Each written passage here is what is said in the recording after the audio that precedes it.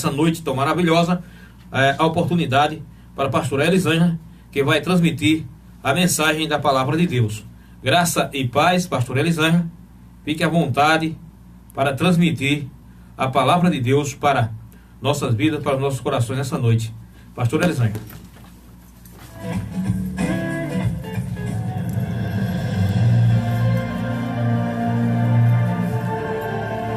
A palavra de Deus é lâmpada para os nossos pés e luz para os nossos caminhos. Ela nos traz ânimo e fortalece o espírito. Ouça agora uma palavra de fé.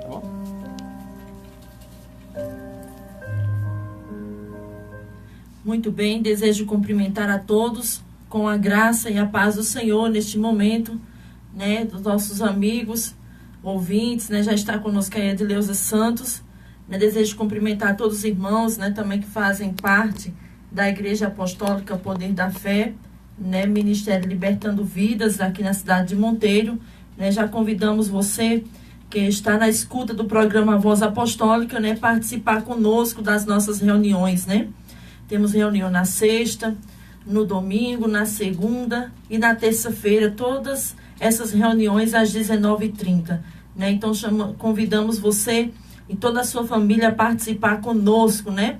Também queremos mandar saudação especial para todos os ouvintes, né? Os amigos ouvintes do programa Voz Apostólica, o pessoal aqui da cidade, dos sítios, que o Senhor continue abençoando grandemente a vida de vocês, né? E já louvamos a Deus pela sua vida, né? Agradecemos ao Senhor pela vida de cada um dos nossos amigos e irmãos, né? Está conosco a nossa irmã Nasa Araújo, Eduardo Ventura, meu cunhado, né? Lá de São Paulo. Também está conosco Andresa Bezerra. Deus abençoe. Deus abençoe a todos os amados irmãos que estão aí, Sônia Conceição, na escuta do programa Voz Apostólica. Então nós vamos aqui a ministração da palavra de Deus, né? Queremos neste momento dar continuidade à mensagem que iniciamos a primeira parte, quinta-feira passada, né? O tema da nossa mensagem, a parte 2, é o que é a fé verdadeira, né? Aqui em Hebreus 11:1, nós vemos aqui, segundo ao escritor do livro de Hebreus, ele diz o seguinte, a leitura: a fé mostra a realidade daquilo que esperamos. Ela nos dá convicção de coisas que não vemos. E nós falamos aqui, semana passada, na quinta-feira, vamos só dar aqui rapidamente um respaldo do que nós iniciamos para nós entrarmos na segunda parte da mensagem. Nós falamos aqui o que é a fé verdadeira, né? Começamos, demos início. E aí eu falava o seguinte, que às vezes as pessoas dizem, não, eu tenho fé, eu sou uma pessoa que tenho muita fé em Deus, quando eu peço as coisas, Deus me dá. Eu sou uma pessoa considerada uma pessoa que tem grande fé. Nós vemos isso, as pessoas, todas as pessoas que você chega para elas e pergunta, você tem fé em Deus? As pessoas sempre respondem, eu tenho fé em Deus. Mas nós queremos trazer aqui o que é a fé verdadeira que está registrada nas Escrituras. E nós precisamos estar atentos a isso. O que significa realmente o que é a fé verdadeira segundo as Escrituras. Nós vemos aqui em Hebreus 11:1, na leitura bíblica que eu falei, que a fé mostra a realidade daquilo que nós esperamos. Ela nos dá convicção de coisas que não vemos. Então nós vemos aqui em Hebreus 11:1 a definição do que é fé. Mas nós vamos aqui trazer mais uma vez, vamos dar uma breve leitura no estudo para que vocês venham entender quando nós estivermos no finalzinho da mensagem, para que você venha captar realmente o que Deus quer falar no seu coração. Então nós vemos aqui que não é fácil definir o que é fé, pois o ato de crer é algo bastante amplo. Todas as pessoas creem em alguma coisa, até mesmo quem se declara um ateu, ele crê em alguma coisa. Isso significa que nem todas as formas de fé é de fato a fé verdadeira. E as pessoas possuem diferentes conceitos sobre fé. Então nós vemos aqui que não, mas o ateu, ele não crê em Deus, o Criador dos céus e a terra, ele não crê. Mas ele crê em alguma coisa, ele crê em si mesmo, ele crê na sua potencialidade. Nós vemos que as pessoas hoje em dia, eu citei aqui semana passada uma mensagem que as pessoas colocam no Facebook, no seu perfil, e dizem fé e foco. Foco e fé, mais ou menos isso que as pessoas falam. E aí elas querem dizer com essa frase que elas estão continuando aquele processo, alguma coisa que iniciaram fazer, porque elas têm fé, são pessoas de fé. Alguns dizem assim, não, você começou isso e você terminou, você é considerado uma pessoa de fé. Então nós não podemos abolir esses conceitos, mas biblicamente a fé verdadeira não é essa. Aí outras pessoas dizem, não, mas eu criei e recebi uma grande cura da parte de Deus. Eu criei e Deus abriu uma porta de emprego para mim. A minha fé fez isso. Deus curou porque Deus viu a minha fé. Então nós não podemos abolir esses pensamentos das pessoas. Porque nós vemos que as pessoas, elas creem em todas as coisas. Então nós vemos que a fé bíblica verdadeira não consiste nesses conceitos. E nós queremos trazer para você aqui nessa noite o conceito do que é a fé verdadeira de acordo com as Escrituras.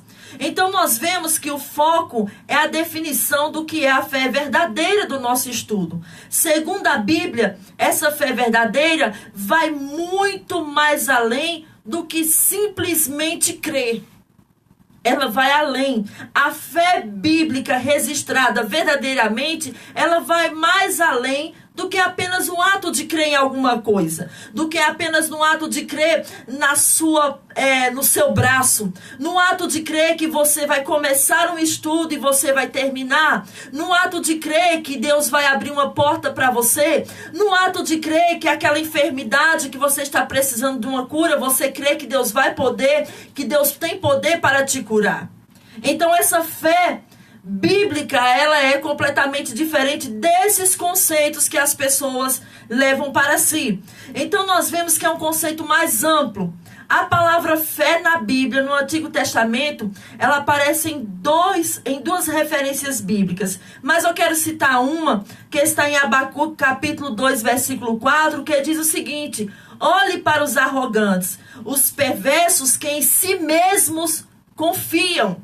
O justo, porém, viverá por sua fé em Deus. Olha que coisa importante. Aqui nós vemos que Deus falando com o profeta, Deus revela para ele e diz, olhe, observe os arrogantes.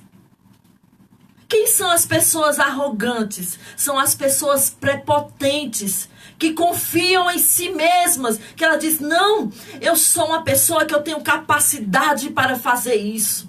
E se eu tenho capacidade para fazer isso, eu vou fazer. É uma pessoa que ela está confiando em si mesma. E o profeta, Deus fala para o profeta, e o profeta registra, ele diz, olhe para os arrogantes. Os perversos em si mesmo, eles confiam. E quantas pessoas são arrogantes, prepotentes, que você chega, olha para aquela pessoa, a pessoa diz, eu posso fazer isso. Eu sou melhor do que a outra pessoa. Alguém vê meu trabalho e diz, não, você é melhor do que o fulano. Você tem maior capacidade do que o outro. E aí a pessoa começa a se encher de si. Ela se torna uma pessoa arrogante, prepotente e se acha que é melhor do que o outro, que faz o mesmo trabalho e o dela se destacou porque ela é melhor. Veja que coisa. Então Deus fala com Abacuque, com o profeta e diz, olha para os arrogantes. Eles são perversos. Sabe por que eles são perversos? Eles são maus? Porque eles confiam em si mesmo. E é um erro muito grande quando o homem confia em si mesmo. E nós só vemos as pessoas por aí. Confie em você, tenha fé em você. Coloque a fé em você, porque você vai conseguir. Isso são conceitos hereges, antibíblicos, que nós não podemos acatar essas coisas. Porque quando eu digo eu acredito em mim, eu ponho a minha fé em mim, porque eu vou conseguir, sou eu, então eu me torno uma pessoa arrogante, perversa diante de Deus. E a Bíblia diz que Deus aborrece aqueles que são arrogantes. Então nós vemos aqui que aí o profeta diz, Deus fala para o profeta, olhe para os arrogantes, os perversos em si mesmos confiam. E aí nós vemos ponto e vírgula, e aí ele continua, o justo, porém, viverá por sua fidelidade a Deus. Olha que coisa maravilhosa. Então nós vemos, mas se a palavra fé não é utilizada com frequência no Antigo Testamento, como as expressões como crer, confiar e esperar, nós vemos essas expressões ao longo do Antigo Testamento. Transmitem um conceito de fé do começo ao fim do Antigo Testamento. Nós não encontramos a palavra fé completamente no Antigo Testamento, mas essas expressões, crer, confiar e esperar, quem é que espera? A pessoa que tem fé. A pessoa que confia, ela tem fé em Deus. A pessoa que crê, tem fé. Então nós vemos aqui que esses conceitos no Antigo Testamento, elas trazem a ideia da palavra de fé. Isso significa que a palavra fé aparece principalmente no Novo Testamento e possui muitos aspectos. Essa palavra traduz especialmente o substantivo grego pítsis, mas também está presente nos significados do adjetivo pistos e do verbo pisteu. Juntos, eles ocorrem mais de 300 vezes e transmite tanto sentido de confiança quanto de fidelidade. Agora nós vamos ver aqui o significado e os aspectos da fé verdadeira. Nós estamos rapidamente fazendo o respaldo da mensagem que iniciamos quinta-feira. E daqui a pouquinho vamos entrar na segunda parte da mensagem. Então, o significado e os aspectos da fé verdadeira. Vamos ver o que diz. A fé foi um tema central da Reforma Protestante.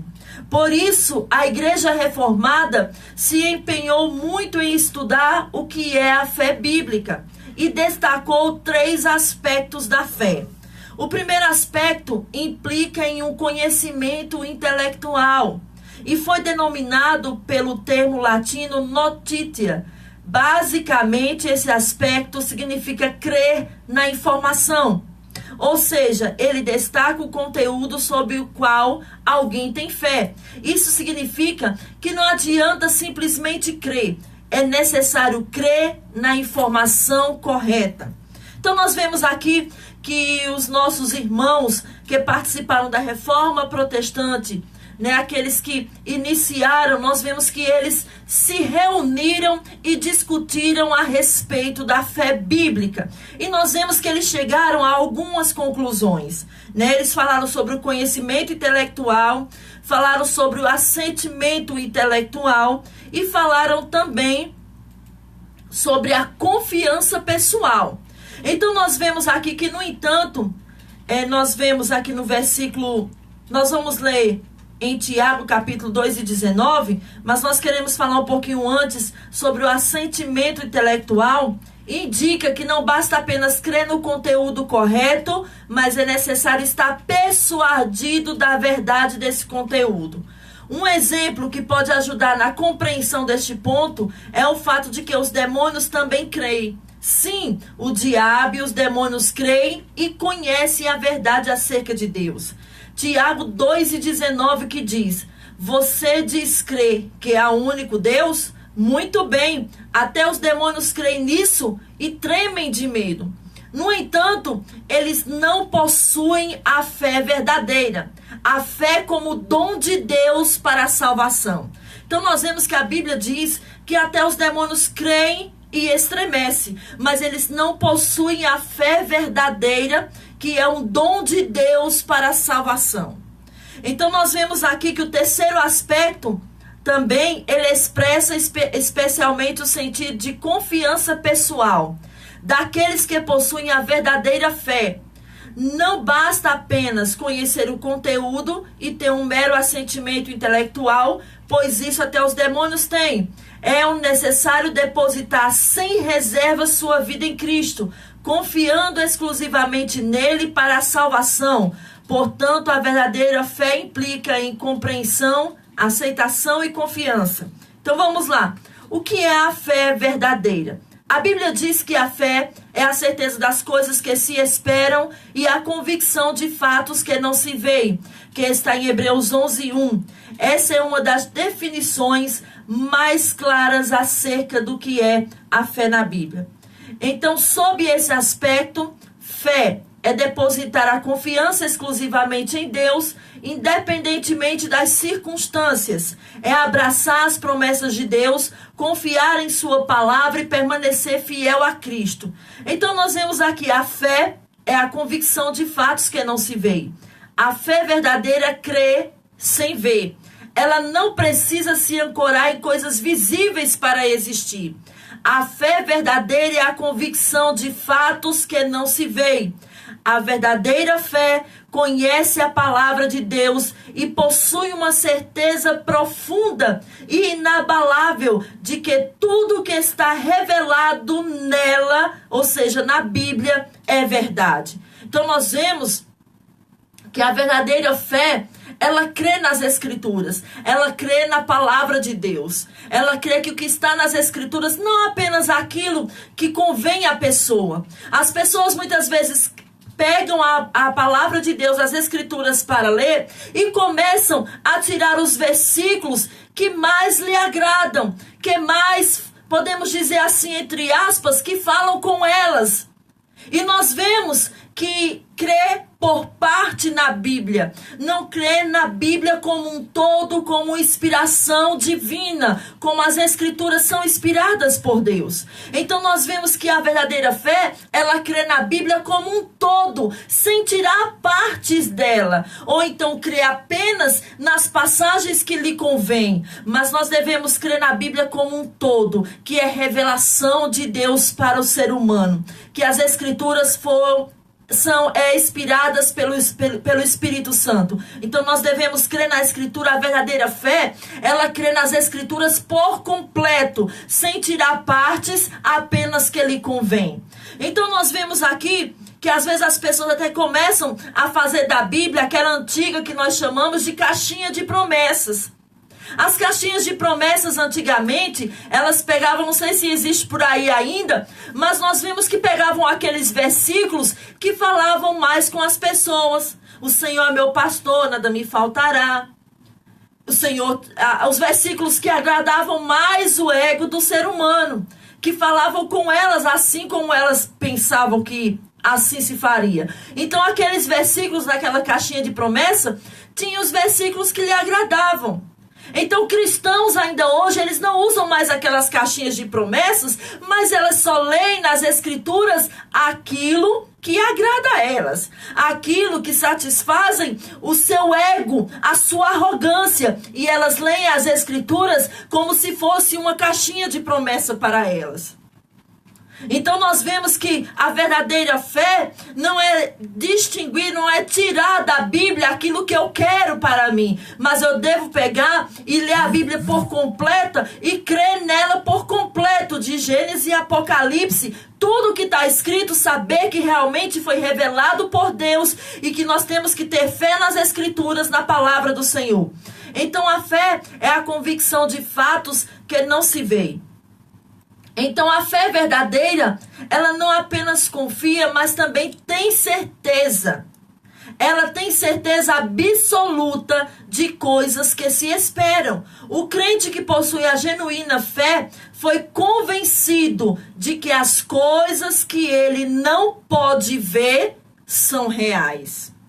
A fé verdadeira não duvida da veracidade dos acontecimentos passados narrados na palavra de Deus. O verdadeiro crente, aquele que tem a verdadeira fé genuína, a fé bíblica, ele não duvida das coisas que se passaram, que estão registradas nas Escrituras, mas ele confia piamente nas Escrituras. Independente da época, independente do tempo que se passou, independente da história que esteja contada, mas ele confia nas Escrituras. Então a verdadeira fé não duvida da veracidade dos fatos, dos acontecimentos passados narrados na palavra de Deus. Também não duvida dos acontecimentos futuros que ocorrerão, segundo as suas promessas. Então a verdadeira fé é dom de Deus. A fé verdadeira não nasce de sinais ou das evidências de milagres. A verdadeira fé não nasce de alguém ver um paralítico andar. A verdadeira fé não nasce no coração de alguém quando alguém olha para alguém que estava enfermo e foi curado. A fé verdadeira não nasce de sinais e nem de evidências. Ela é dada por Deus. É um presente de Deus, é uma dádiva de Deus. Aqueles que crucificaram Jesus não conseguiram crer, mesmo estando diante do maior milagre de todos os tempos. Quando souberam de sua ressurreição, rapidamente eles trabalharam para esconder e se negaram a crer que ele é realmente o Filho de Deus. Está em Mateus capítulo 27, versículo do 11 ao 15. Nós vemos que as pessoas que estavam ali, que conviviam com Cristo, que viram os seus milagres, que viram o Senhor fazer paralítico andar, curar enfermos, que viu o Senhor ressuscitar mortos. Eles viram tudo aquilo, mas eles não creram em Cristo. Então nós vemos aqui que não é por alguém ver que ela vai crer no milagre, que ela vai ter a fé porque ela viu um milagre, não é por isso. Então nós vemos aqui em Mateus 27, versículo do 11 ao 15, diz o seguinte: agora Jesus estava diante de Pilatos, o governador romano, que lhe perguntou: você é o rei dos judeus? Jesus respondeu: é como você diz. No entanto, quando os principais sacerdotes e os líderes do povo fizeram acusações contra Cristo, Jesus permaneceu calado. Então Pilatos perguntou: você não ouve as acusações que fazem contra você? Mas, para surpresa do governador, Jesus nada disse. A cada ano, durante a festa da Páscoa, era costume do governador libertar um prisioneiro, qualquer um que a multidão escolhesse. Então nós vemos aqui que não foi por eles verem o milagre que eles creram no Senhor. Nós vemos que a multidão preferiu Barrabás, preferiu soltar Barrabás e crucificar a Cristo.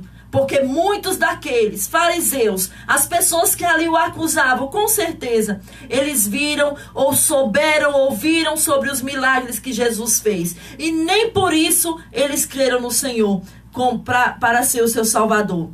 Então isso significa que a fé salvadora não é fruto da vontade do homem caído, mas é resultado da ação do Espírito Santo em um coração regenerado.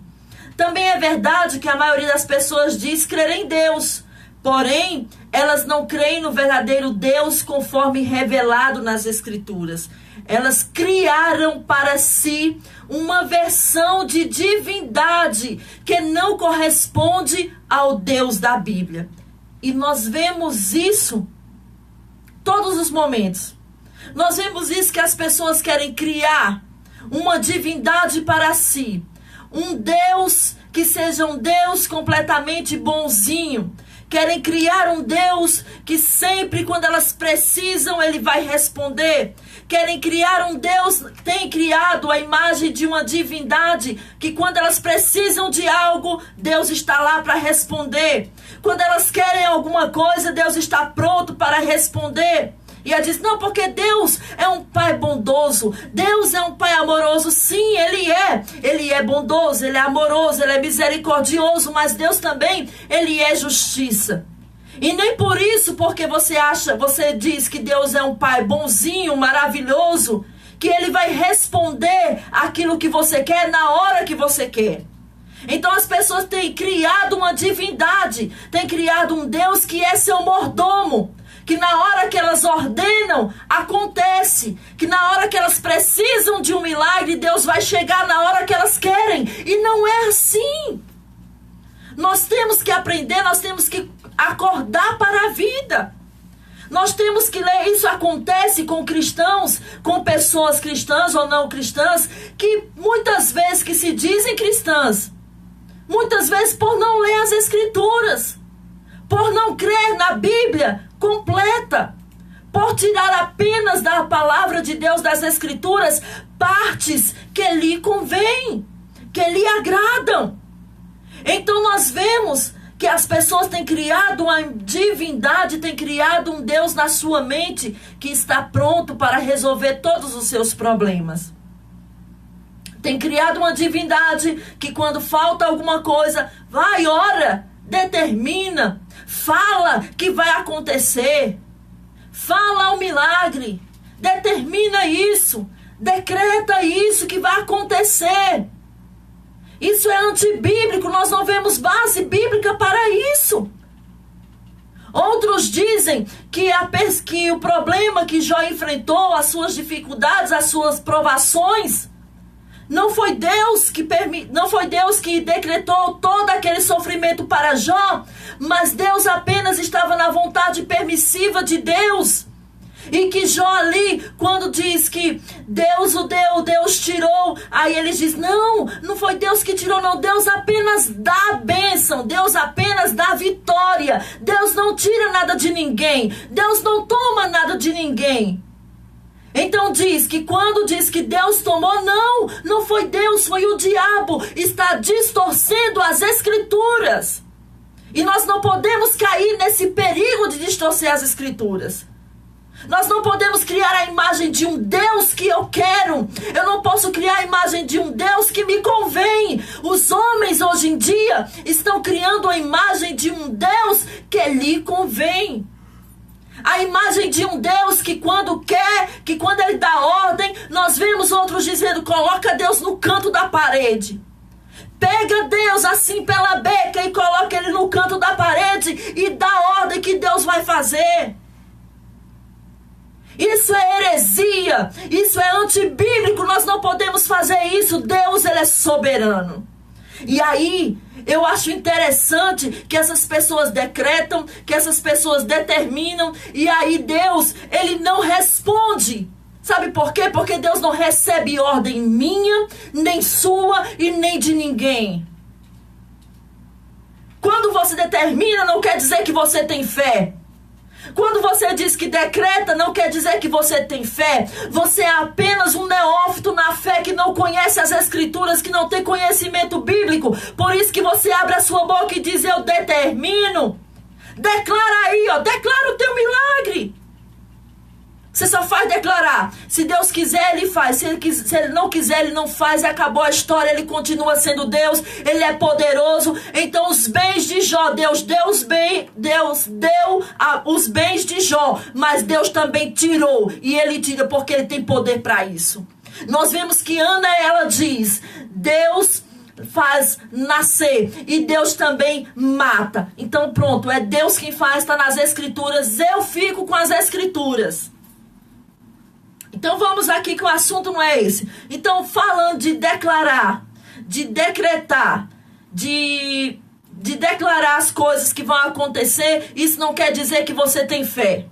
Pelo contrário, eu considero você uma pessoa que não tem fé. Porque quem tem fé, ele fica com as Escrituras, ele fala o que está na Bíblia. Ele não altera as Escrituras, porque quando se altera, as Escrituras se tornam heresia. E nós vemos aí as pessoas vivendo atoladas na heresia, o espírito de engano tomando conta das pessoas. Porque as pessoas dizem, eu determino, eu declaro, eu faço isso. Você não faz nada. Você não faz nada, você não tem poder para nada. Quem manda e ordena é Deus. Quando Ele quer fazer, Ele faz e acabou a história. Eu dizendo que Deus querendo fazer, Ele continua sendo Deus. E eu mesmo também dizendo que Ele não querendo fazer, Ele também continua sendo Deus e ninguém pode mudar isso. Está nas Escrituras, Ele é soberano. Então nós vemos que a fé bíblica não é isso. A fé bíblica não é isso. As pessoas estão enganadas. A fé bíblica não está eu escrever palavras positivas. As pessoas vivem falando palavras positivas. Eu vou falar essa palavra positiva porque a minha palavra, ela tem poder. A sua palavra tem poder aonde? Não, eu vou escrever uma frase positiva para dizer que eu tenho fé em Deus. Não adianta. Não adianta. A fé não é isso. A fé bíblica não é isso. Então nós vemos que isso significa que a fé salvadora não é do fruto da vontade do homem caído. O homem caído, ele não tem poder para ordenar nada. Então nós vemos que isso acontece por causa da própria natureza pecaminosa. Quando alguém vive com a história de decretar, de declarar, de falar palavras positivas, você não pode falar que está doente, você tem que dizer que está curado já em nome de Jesus. Então você vai ser um mentiroso, porque se você está doente, você não vai dizer que já está curado, porque você não está, você ainda está doente. Isso é ser realista. Quando eu digo que estou doente, não, está doente, fulano? Não, estou não, já estou curada. Você está sendo mentiroso. Então nós vemos aqui que o resultado disso é porque as pessoas ainda se encontram na sua própria natureza pecaminosa. São pessoas que estão cegas pelo pecado e mortas espiritualmente. E aí vamos continuando. A menos que o próprio Deus opere algo no pecador, mudando a inclinação do seu coração, dando-lhe uma nova natureza, ele continuará crendo no erro e na mentira. A menos que Deus chegue no coração do homem e opere, ele vai continuar crendo na mentira. E quantas pessoas estão vivendo e crendo numa mentira, dizendo que é evangelho? E aí, por isso que somente aqueles que nasceram de novo, que receberam o dom da fé da parte de Deus, são habilitados a crer no único Deus que subsiste nas pessoas do Pai, Filho e Espírito Santo. Mas se a fé é um dom de Deus, a atividade e a responsabilidade de crer é uma resposta humana? Definitivamente não. E aí nós vamos explicar mais na frente a respeito disso. A explicação dessa relação entre fé como um dom de Deus e a resposta do homem ao crer é facilmente percebida nas Escrituras. Neste ponto também há uma íntima ligação entre a fé e o arrependimento. E aí vamos. Nós vamos continuar aqui. Vamos entrar agora na segunda parte da mensagem. A importância da fé salvadora. A fé é a base da nossa redenção. É unicamente através da fé que somos justificados por Deus em Romanos 1, 17 e também 5 e versículo 2. O justo viverá pela fé. O apóstolo Paulo escreve que a salvação é pela graça, mediante a fé de Efésios 2 e 8. É pela fé que compreendemos as obras de Deus e temos conhecimento do seu propósito. Hebreus 11, 3. Pela fé entendemos que todo o universo foi formado pela palavra de Deus. Assim, o que se vê originou-se daquilo que não se vê. Hebreus 11, 3. Sem a fé genuína, ninguém é capaz de agradar a Deus, nem mesmo de crer que Ele existe. Sem a fé genuína, a fé bíblica, a verdadeira fé, ninguém é capaz de agradar a Deus, nem mesmo de crer nele como seu Salvador. Hebreus 11, 6. Sem fé é impossível agradar a Deus. Quem deseja se aproximar de Deus deve crer que Ele existe e que recompensa aqueles que o buscam. É pela fé que podemos agir segundo a vontade de Deus. A fé genuína implica em total dependência e também obediência ao Senhor. Hebreus 11, do 8 ao 29, nós vemos aí a galeria dos heróis da fé, muitos homens de Deus que foram chamados e creram, mas nós vemos que Deus interviu no coração desses homens para que eles viessem crer. Nós temos o exemplo de Abraão, em Hebreus 11, 8. Pela fé, Abraão obedeceu quando foi chamado para ir a outra terra que ele receberia como herança. Ele partiu sem saber para onde ia. E nós vemos muitos outros nessa galeria da fé, exemplo de homens e mulheres de Deus que creram no Senhor. Então nós vemos aqui, ter fé verdadeiramente significa abandonar toda a confiança em nossos próprios recursos. Ter fé significa se apegar sem ressalvas às promessas de Deus. Significa olhar para Cristo como o único e suficiente Salvador de nossas vidas. A fé tira o homem de si mesmo e o coloca em Cristo. Por isso, aquele que tem fé está em Cristo e Cristo nele. João 15, 4. Permaneçam em mim e eu permanecerei em vocês.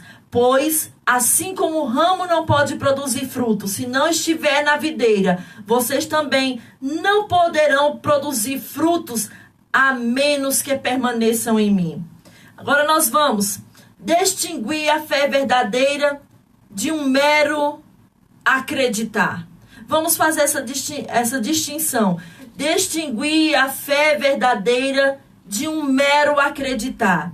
A fé que agrada a Deus ocorre quando a verdade de Deus conquista a nossa mente, nosso coração e volição, ao ponto de nos levar a pensar, sentir e agir de forma diferente. A fé verdadeira de Deus, ela faz essa obra completa. Essa fé que vem de Deus, essa fé que é um dom de Deus, ela faz essa obra completa na vida do homem. Ela transforma a nossa mente, o nosso coração e as nossas vontades a ponto de nos levar a pensar, sentir e agir de forma diferente. Quando nós cremos em Deus, primeiro nós recebemos o dom da fé.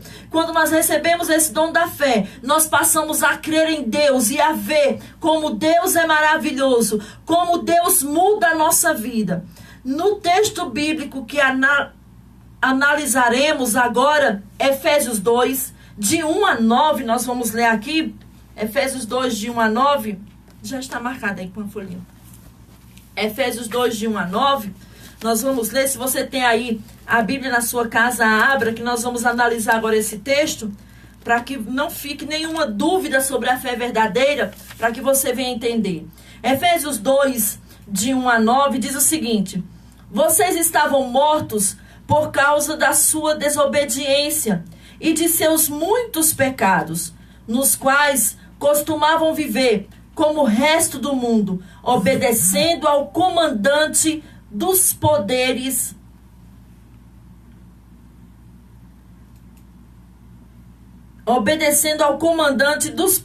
do mundo invisível. Ele é o Espírito que opera no coração dos que se recusam a obedecer. Todos nós vivíamos desse modo, seguindo os desejos ardentes e as inclinações de nossa natureza humana. Éramos, por natureza, merecedores da ira de Deus como os demais. Mas Deus é tão rico em misericórdia e nos amou tanto que, embora estivéssemos mortos por causa de nossos pecados, Ele nos deu vida juntamente com Cristo. É pela graça que vocês são salvos, pois Ele nos ressuscitou com Cristo e nos fez sentar com Ele nos domínios celestiais, porque agora estamos em Cristo Jesus. Portanto, nas eras futuras, Deus poderá apontar-nos como exemplos da riqueza insuperável de sua graça, revelada na bondade que Ele demonstrou por nós em Cristo Jesus. Versículo 8. Vocês são salvos pela graça, por meio da fé. E isso não vem de vocês. É uma dádiva de Deus. Não é uma recompensa pela prática de boas obras, para que ninguém venha se orgulhar, pois somos obra-prima de Deus, criados em Cristo, a fim de realizar as boas obras que Ele de antemão planejou para nós. Então nós vemos aqui, analisando esse texto, nós lemos que somos salvos pela graça por meio da fé. O primeiro ponto é que a salvação de Deus para o pecador é pela graça, ou seja, é uma dádiva imerecida de Deus. Isso significa que não podemos merecer a nossa salvação através de boas obras. Então, quando diz que nós somos salvos pela graça, por meio da fé, isso não quer dizer que nós, por sermos bonzinhos, pelas nossas obras, nós somos salvos. Não, senão estaria de forma diferente o versículo. Estaria dizendo, pelas obras vocês são salvos, mas não está assim. Na verdade, é o contrário. Praticamos as boas obras porque nós fomos salvos. Não é praticar primeiro as boas obras para depois ser salvo. As pessoas invertem as escrituras da forma... É isso que eu disse. Elas leem, invertem e querem fazer as coisas da forma que elas pensam que é. As pessoas pensam, não, eu vou fazer boas obras. Eu vou fazer caridade. Eu vou ajudar pessoas que estão passando necessidade. Porque através das minhas boas obras eu alcanço a salvação. E isso é antibíblico.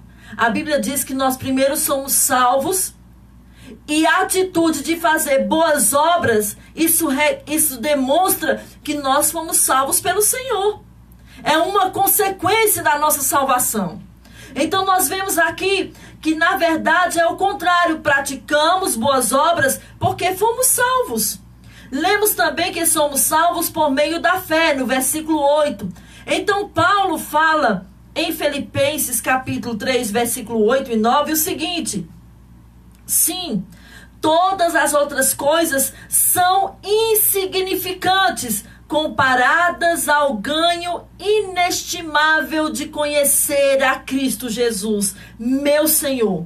Por causa dele, deixei de lado todas as coisas e as considero menos que lixo, a fim de poder ganhar a Cristo. Olha que coisa maravilhosa, que versículo poderoso. O apóstolo Paulo disse, as outras coisas são insignificantes para mim.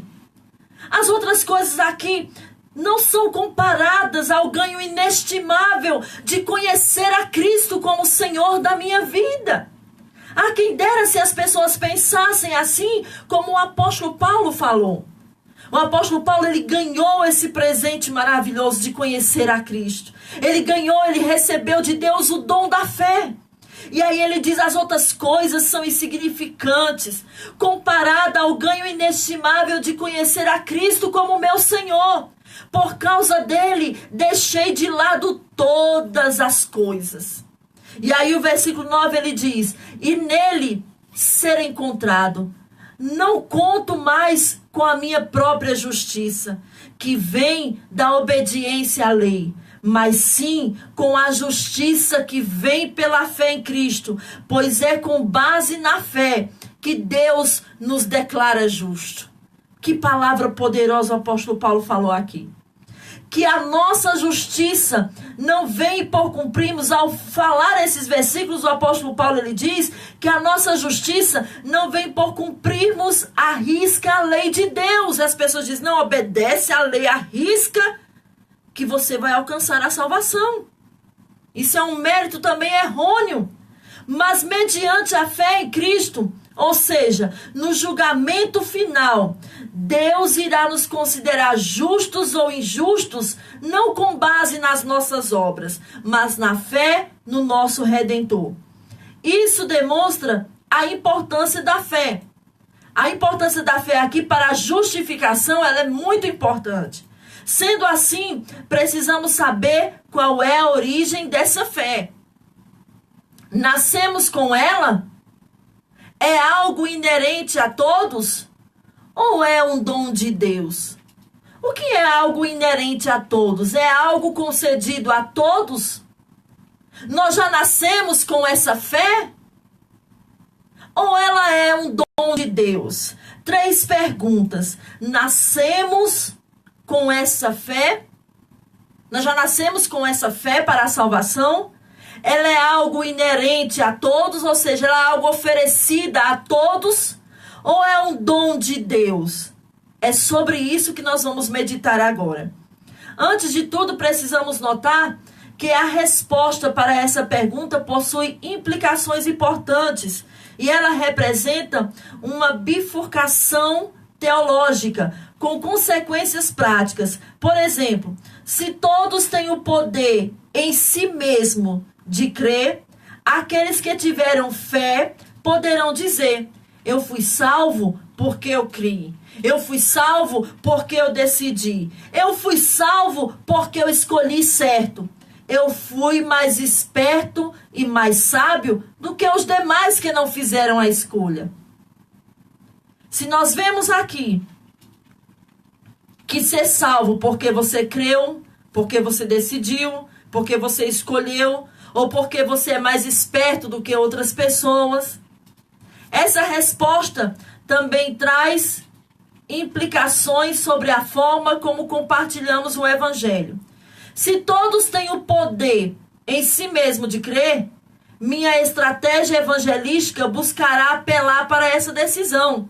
Então, eu vou começar a apelar para as pessoas, para elas crerem em Deus de qualquer maneira.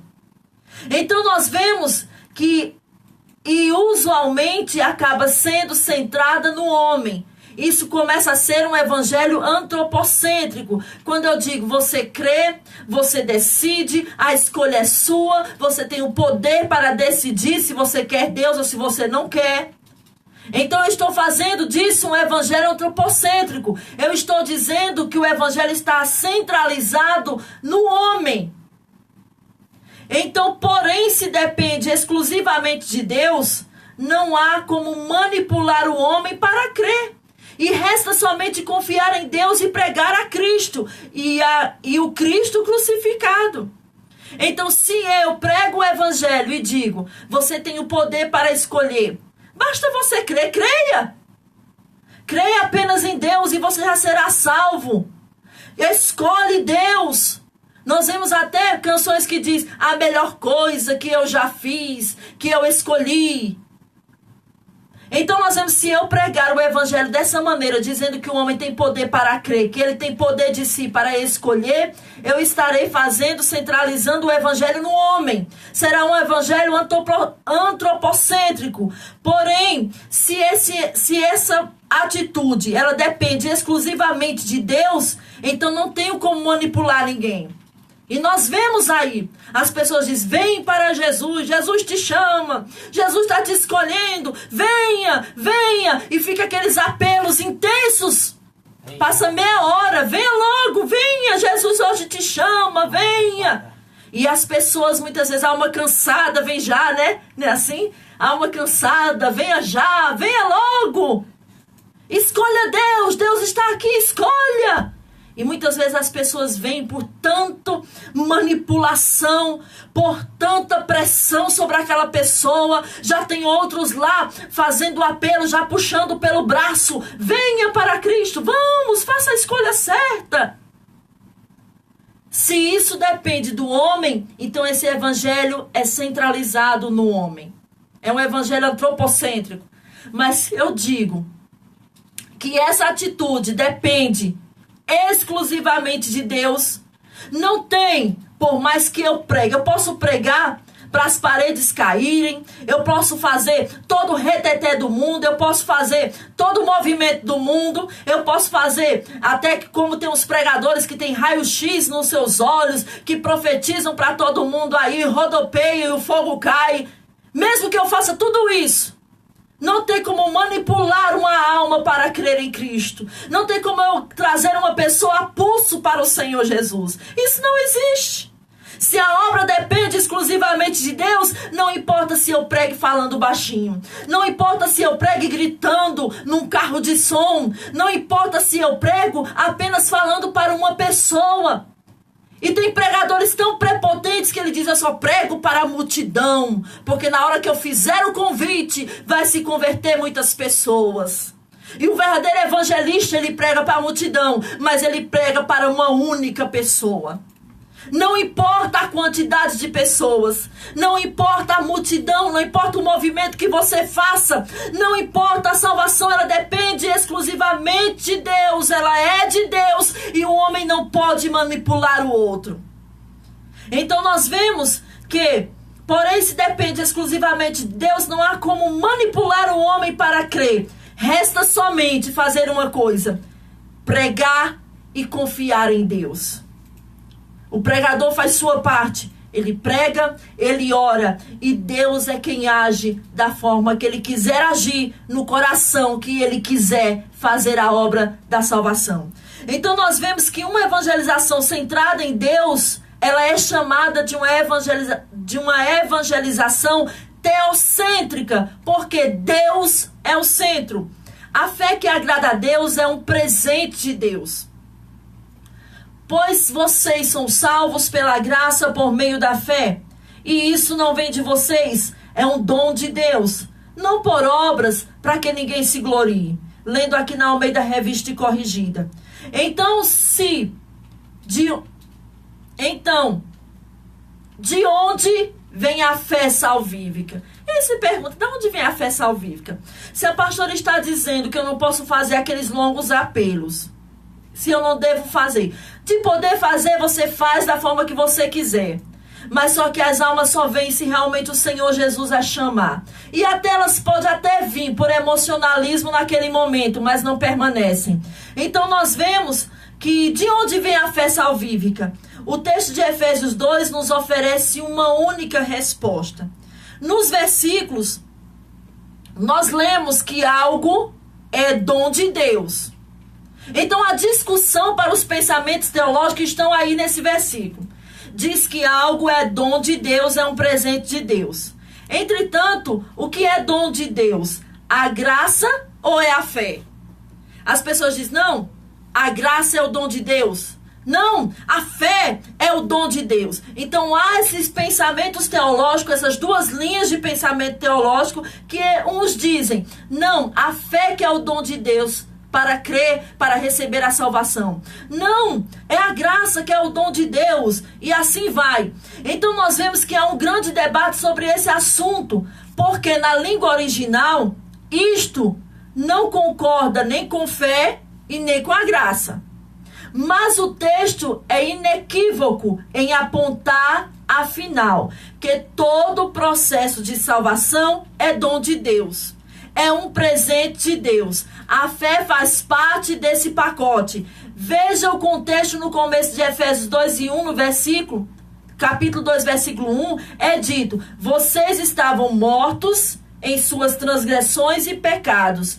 Esse estavam mortos mostra um estado contínuo de morte.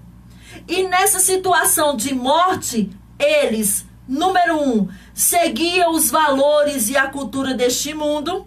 Número 2, seguiam o príncipe do poder do ar, ou seja, eram energizados e dirigidos por Satanás. Número 3, seguiam os desejos da carne e de seus pensamentos e por isso, número 4, eram merecedores da ira de Deus.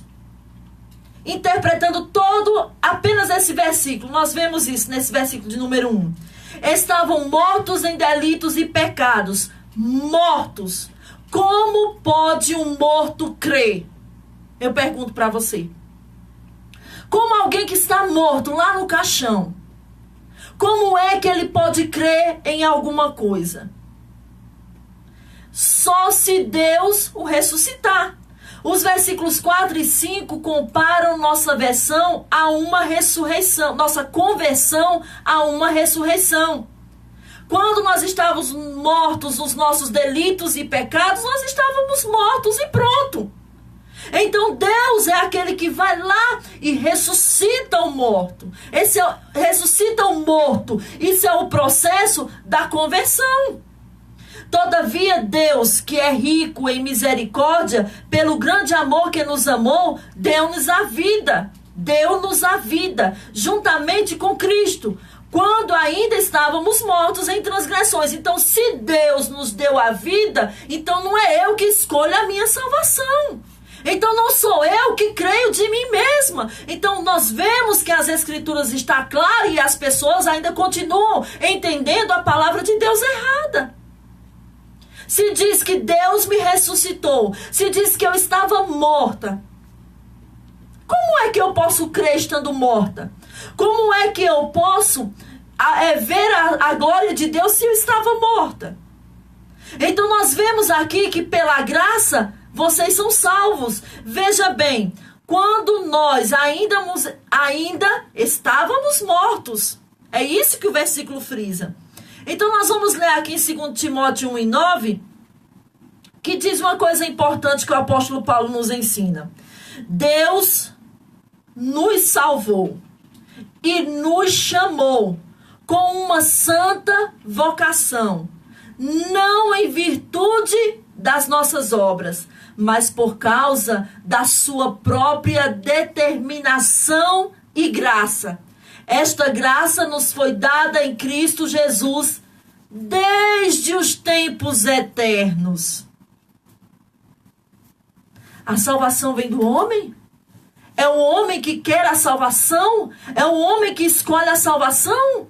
Nós vemos que o apóstolo Paulo diz que Deus, quem nos salvou e nos chamou, e nos deu uma santa vocação, não em virtude das nossas obras, mas por causa da própria determinação de Deus, da própria graça de Deus, que Ele nos chamou desde os tempos eternos. A doutrina que é Deus e somente Deus quem salva se estende à natureza e o papel da fé na salvação. Somente Deus. Os cristãos estão acostumados à ideia que somos salvos pela fé, mas nem sempre é claro para eles o que isso significa.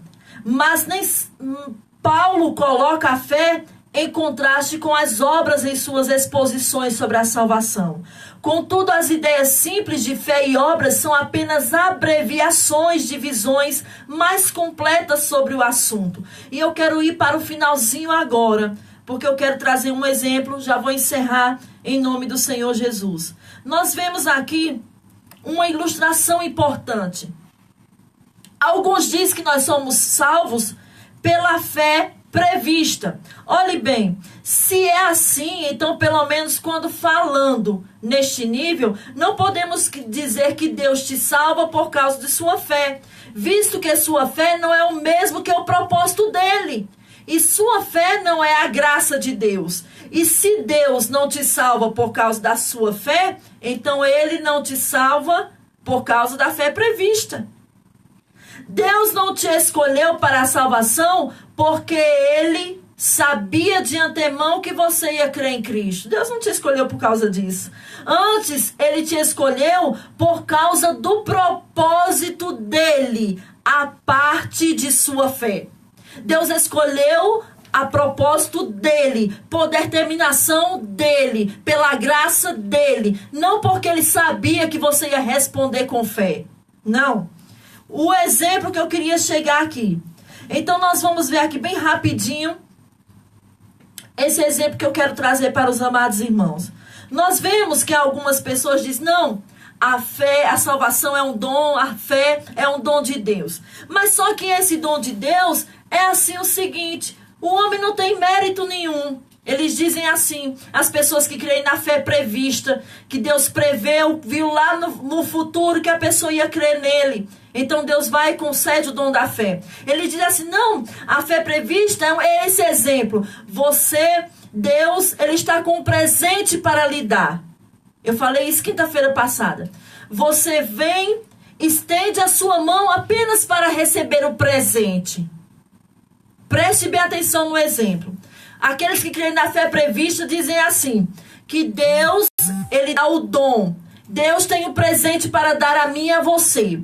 Mas cabe a mim e a você estender a mão para receber. E quando eu creio nisso, eu estou dizendo que a salvação, a fé que é o dom para crer na salvação, crer em Cristo, eu estou dizendo que depende de mim. Porque tem o meu ato de estender a mão para receber o presente. Mas nós cremos de uma forma diferente. Já que estão usando a figura de linguagem da pessoa que estende a mão, nós cremos de uma forma diferente.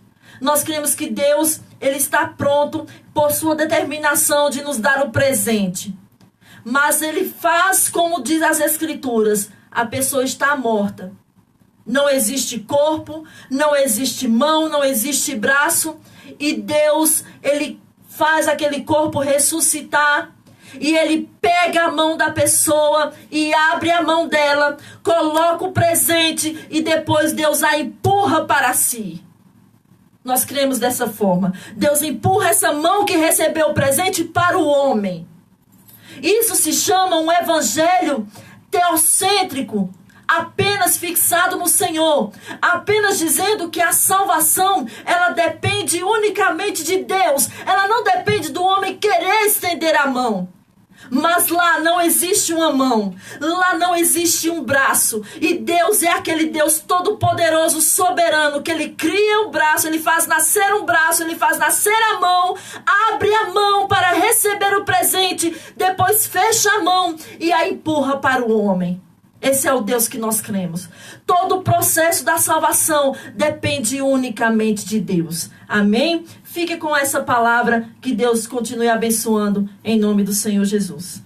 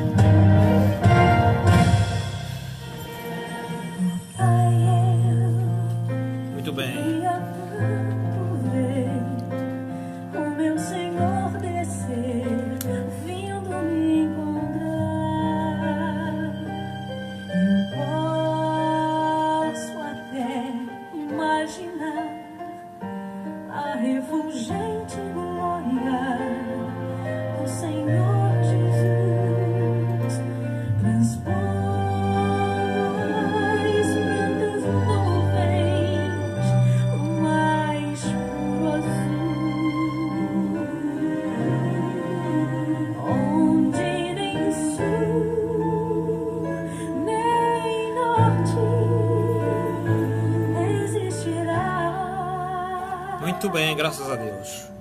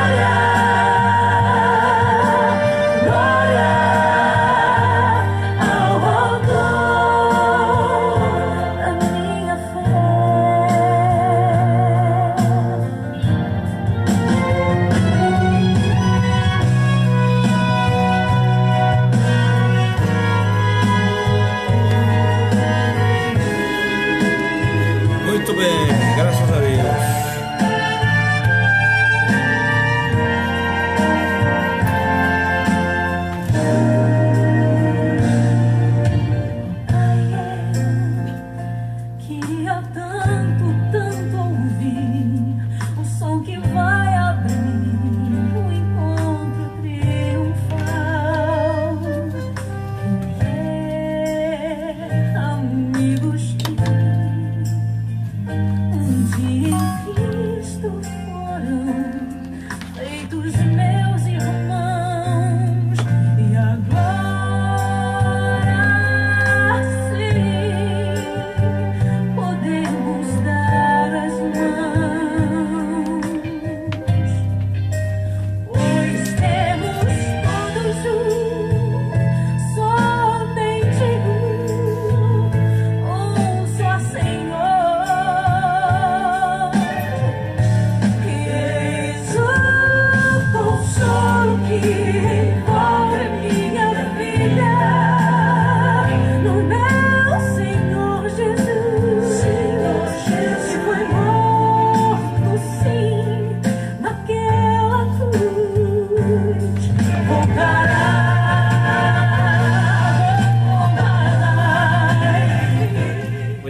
graças a Deus, né? Estamos chegando aos momentos finais aí do programa A Voz Apostólica. Que Deus abençoe a todos. Está conosco Almair. Deus abençoe nosso amigo Almair, né? Esteve aí conosco. Deus abençoe Carlos Macena, né? Todos que estiveram aí ligadinho conosco. Josilene, Antônia Rogéria. Deus abençoe aí todos que estiveram ligados conosco. Juliana Mariano, né? Deus abençoe a vida de todos. José Ailton, né? José Ailton Brito. Deus abençoe a todos. E estamos chegando aos momentos finais. Fiquem todos com Deus. Estaremos de volta, se assim o Senhor nos permitir, na próxima semana. Até lá, em nome de Jesus. Deus abençoe a todos.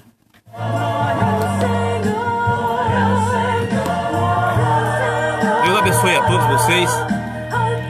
Muito obrigado aí pela audiência. E até a próxima semana, se assim o Senhor Jesus nos permitir. Fiquem todos com Deus. Que a graça e a paz do Senhor Jesus Cristo estejam na vida de todos vocês. Amém.